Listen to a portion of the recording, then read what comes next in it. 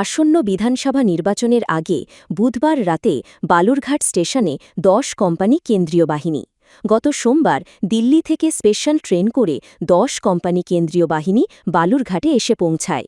এই ১০ কোম্পানির মধ্যে ৯ কোম্পানি সিআরপিএফ ও ১ কোম্পানি সিআইএসএফ আছে বলে জানা গিয়েছে।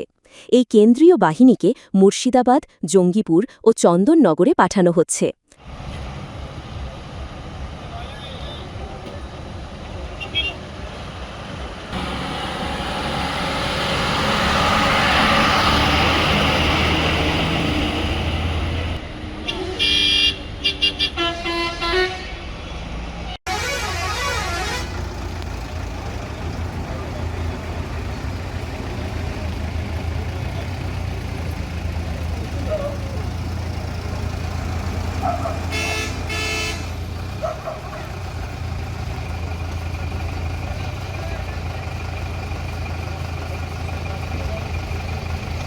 পুলিশ সূত্রে জানা গিয়েছে, মুর্শিদাবাদে ৩ কোম্পানি, জঙ্গিপুরে ৬ কোম্পানি ও চন্দননগরে ১ কোম্পানি কেন্দ্রীয় বাহিনী যাবে।